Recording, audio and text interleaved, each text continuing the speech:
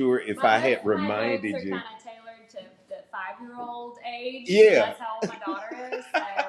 So disclaimer: it's certainly not the cleverest joke you've ever heard. Well, that's fine. So tell me a joke.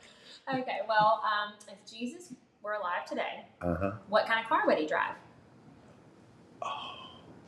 What? A Chrysler. Ah, that's a good one. I Very got appropriate one. for preschool age. Yes. I had a joke for you. What kind of underwear do lawyers wear? Briefs? Yes. You got it. So, let's take it from the top. All right. Good. I want to thank you so much for coming, first of all. Thank you for the opportunity to be here. Absolutely. I want you to know that I don't usually fan, but I'm a fan of yours. Like, I'm really fanboying right now with you being likewise. No, with no. you being here. Well, So, it's my privilege. as we talked about, a lot of people know your positions. Mm-hmm. They know where you stand. They know your policies, what you would want to achieve. But I was talking to a friend of mine, right? And this was quite some time ago. And I'm going to catch you off guard a little bit first. All right. I know that it was an article written about you that was very um, provocative. And I said to the person, you've told me about everything except what she thought, how she grew up, the choices she made, etc. So I want to start off, Caroleen, asking you, how did that make you feel to be characterized in that light? Then I want you to tell me what your upbringing was like. Where'd you go to church? Who is your best friend? You know what I mean? Like, I want to know you. I would love to get to know who you are. Know when you're ready. I'm ready. Okay. Well, look, my opponent and some folks in the media want to make this about people that lived 150 years ago that I had never heard of, don't know anything about. But this race is about who's going to best represent this district and who is going to fight for Alabama families. And I'm so grateful to have grown up in Beatrice, Alabama. It's a town of about 150. So it's not a one stoplight town, it's a no stoplight town. But it was a very special place to grow up, and just a sense of community and really the focus on God. I look back on it, and our weekly schedule really centered around church. Right. Sunday morning, my mom was a Baptist, my dad was a Methodist, so I have been sprinkled and dunked, just out of abundance of caution. And we went to Sunday school at the Baptist church. We went to preaching at the Methodist church, and then Sunday night, Baptist church, Wednesday night. And so I just, that was the center and the focus. And so it was so, I realize now that can be hard to replicate today, where there's so much blowing and going and there's so many things to do. And, but I'm grateful to have grown up that way. I grew up just with 3 TV channels there on the farm. So it was kind of hard to get into trouble. Again, now that I have kids, and there's so much they can watch, which is great, so much to expose them to, but also stuff that you have to make sure that they watch, they shouldn't watch. And I like to think it wasn't that long ago, but I was grateful that I grew up in a simpler time, and on a farm too, where you're always working. There's always something to be done. So you literally grew up on the farm? Literally on the farm, yes. No, both of my dad's parents lived in Beatrice. They were both public school teachers. My grandfather was a vocational ag teacher, and my grandmother was a math teacher. And so they instilled, they both were, growing up during the Depression. My grandfather worked his way through college, serving as a janitor. And so he really valued that education. He had worked hard for it. And that was something that you couldn't take away from them, no matter what, you couldn't take. And so I'm grateful to have grown up like that, and really kind of, focused on the things that were important, faith, education, community. And so having grown up like that, when last fall, when this district was created, I've never been in politics, never really thought about running for office, but I wanted to fight for small town America, for rural America, because they're really disproportionately facing a lot of hardships right now. Right. When it comes to rural healthcare, when it comes to education, when it comes to access to resources, infrastructure, and in many ways, I think folks on both sides of the aisle increasingly have had no experience living in a small town. So they don't appreciate that, bad economic policies can hurt a city, but they can kill a small town. They can kill the growth of small businesses. Cities have lobbyists. Small towns, unless you go to them, a lot of times don't have access or avenues for sharing the concerns, the needs, the issues.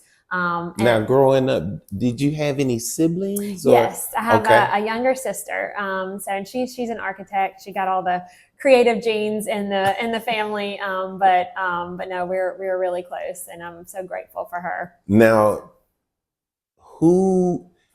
when it comes to the two of you, describe, who's the athlete, who's the musician, who's the...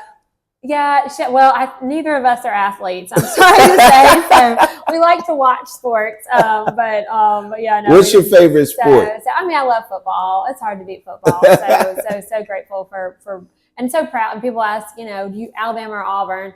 And I lived out of state for a while, and and that's such a sense of pride that I have. And so I cheer for both. Anything that we can toot our horn about is good, but no, my sister and I we got 3 channels, so we were kind of bookworms. We read books a lot, and then helped on the farm a lot. But and it was all hands on deck. It was my mom and dad and me and my sister, and my mom was a physical therapist in Camden, Alabama, and she did home health care in Wilcox, Butler, and Monroe counties. So my sister and I spent a lot of time in the car with her doing home health care visits, and also spent a lot of summers, working in her physical therapy clinic. But it really instilled in me such an appreciation for what we have in Alabama when it comes to relationships among the generations. That's a very different picture than what has been painted.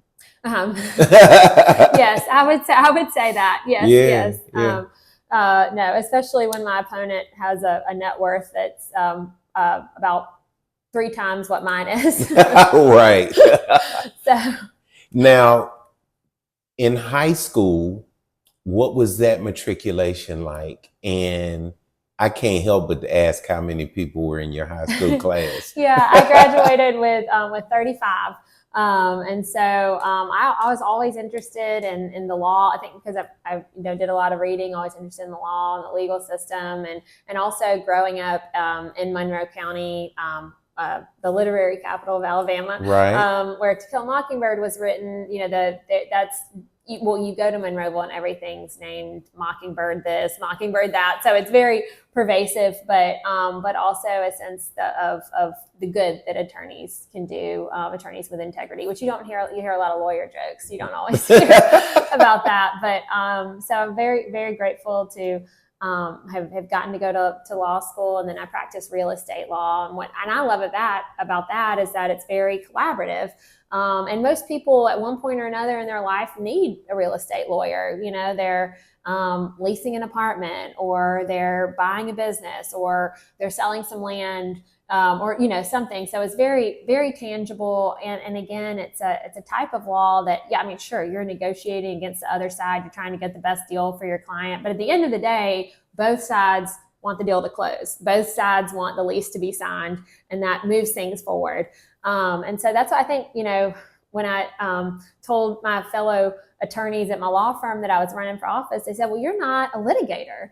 And I thought, well, I think we have enough people up in Washington that want to beat their chest and argue and yell a lot. But what we really need are people that are focused on negotiating, coming to the table, rolling up your sleeves, saying, these are the most important things to the people I represent. These other things are nice, but those things are important to you. Okay, well, let's figure out how we can make this work for everybody. Because if there's one thing I certainly have learned in campaigning is that at the end of the day, we all want the same things. We want a safe country.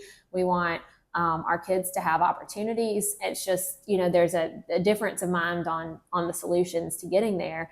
And so I think if we had more folks kind of creating legislation akin to closing a deal, we might get results more often instead of just jumping in front of a camera and kicking and screaming.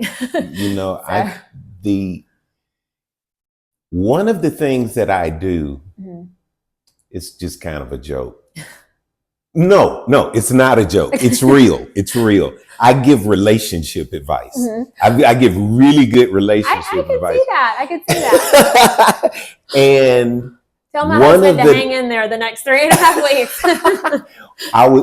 See, we're on the same page. One of the best things about real estate attorneys for the ladies, it can bring you a husband.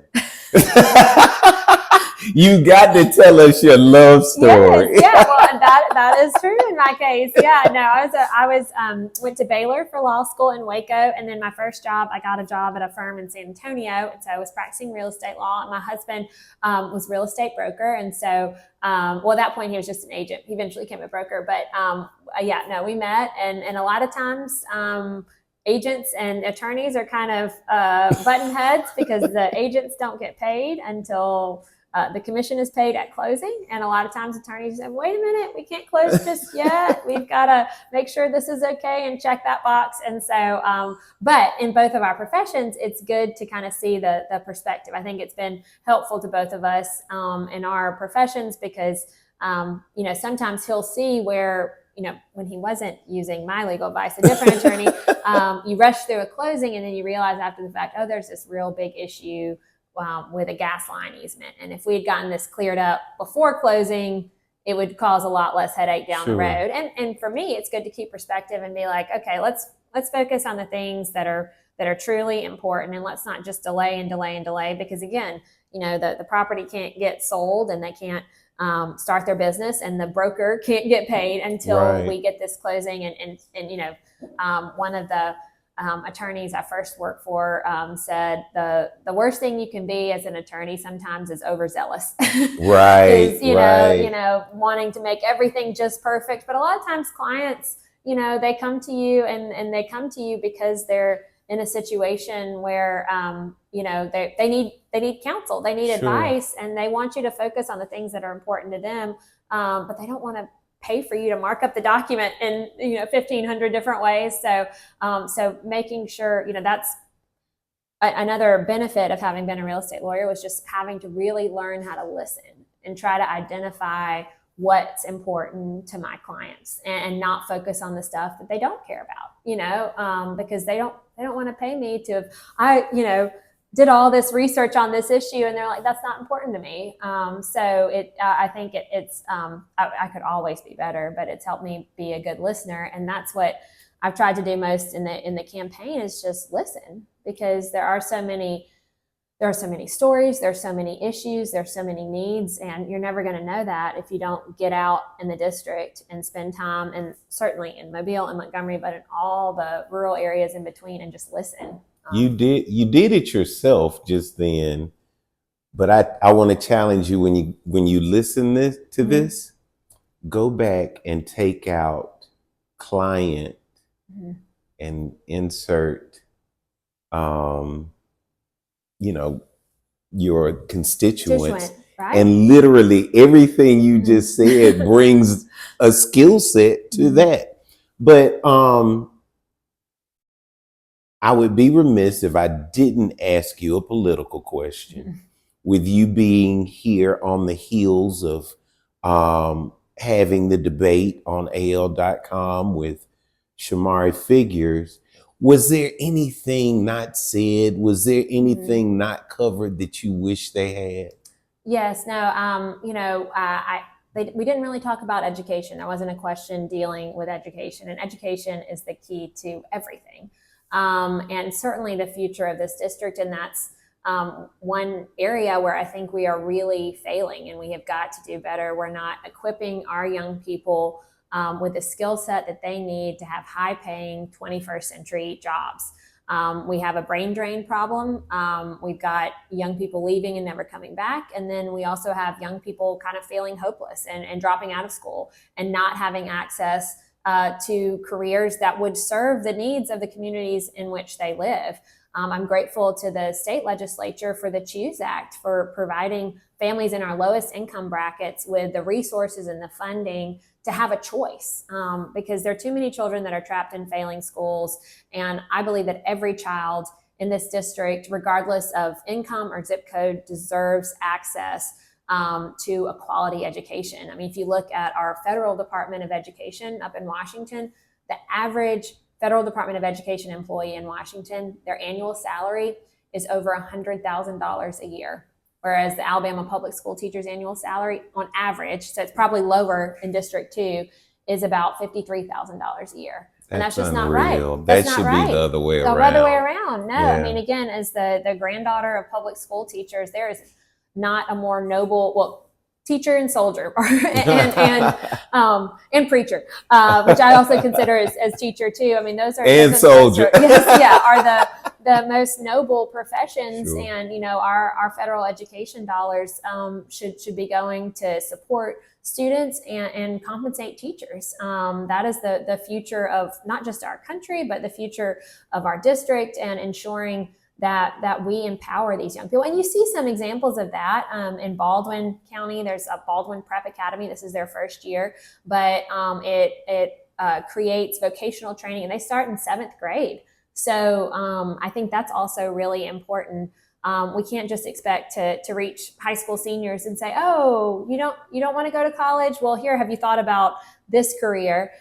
We've got to reach kids young. It's too late, because if kids don't see the utility in the education they're getting, they don't see that leading them to success, then they're going to drop out. They're going to be disinterested. So exposing these kids to careers that they can have, and say, look, electrician, in 5 years, you could potentially be making 6 figures. And guess what? This community, your community that you want to stay in, that your family's here, they need electricians. So right. We've got to do a better job for the future of this district. We have got to do a better job of that. I also want to point to, in the district, in Troy Bank and Trust actually started a financial center in basically a bank in a public high school to teach financial literacy, which is so very important. So very needed. And also expose and train young people to different careers in banking, some of which they can hit the ground running right after they graduate from high school. Others, this is a different role you could have that requires a 2-year degree or a 4-year degree. So,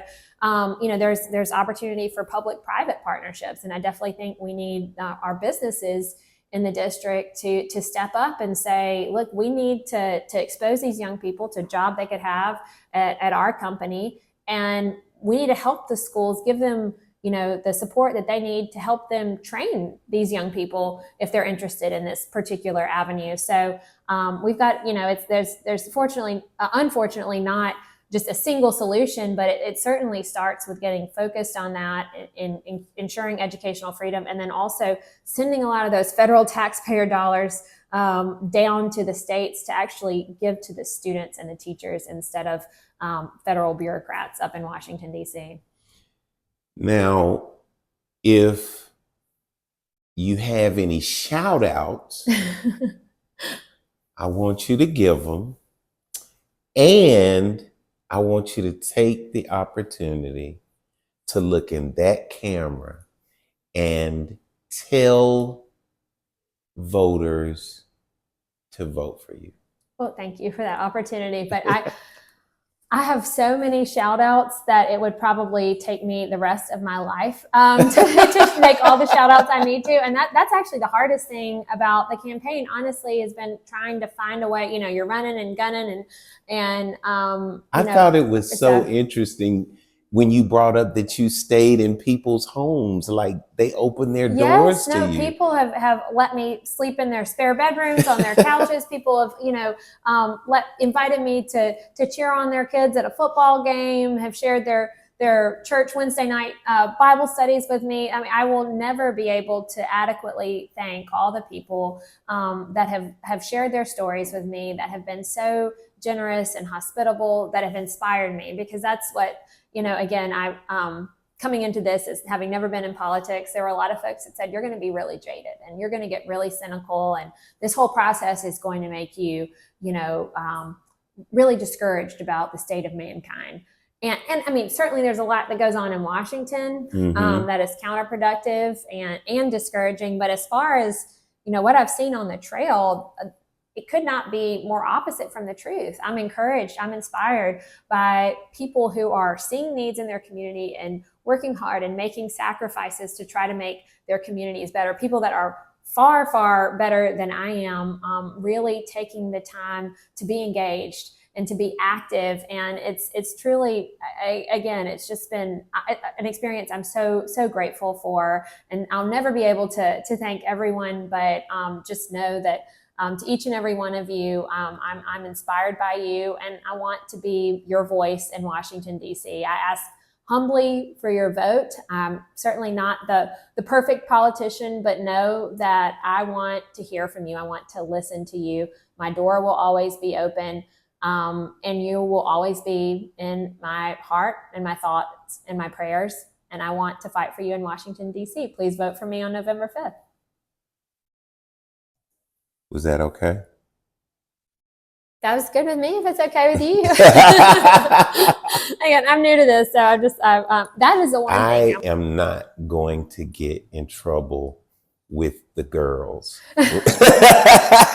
You have got to tell us about your daughters. Yes. And I'd love to know what they're like. Yes. And now they'll always remember me because I asked about them. That is right. That is very important. No, my oldest daughter is almost 5. And so my husband and I, we met in San Antonio and got married in Alabama. Lived in San Antonio first couple years of our married life. But when it came time to start a family, I knew that I wanted to raise my kids in Alabama, because I think the value system that we have here, the sense of community, and just raising your kids in an atmosphere that is constantly reflective of God and all that He does for us is so important. And I don't think, unfortunately, I feel like it's hard to find that these days, and we still have that here in Alabama, and it's so important. So we moved back to Alabama about a little over 5 years ago, and so my daughter was born in October of 2019, and then she was joined by her little sister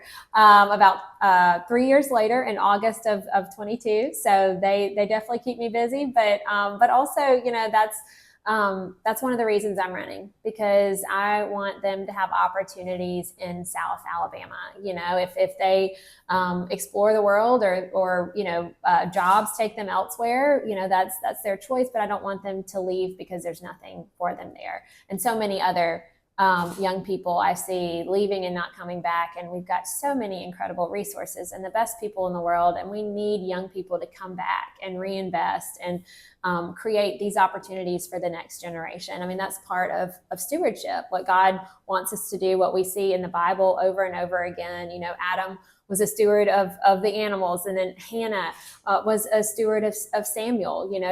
God gave her the gift of a child, and she took him to the temple, because our kids belong to God at the end of the day, and we are stewards of them. And then you see, over in the New Testament, the good and faithful servant.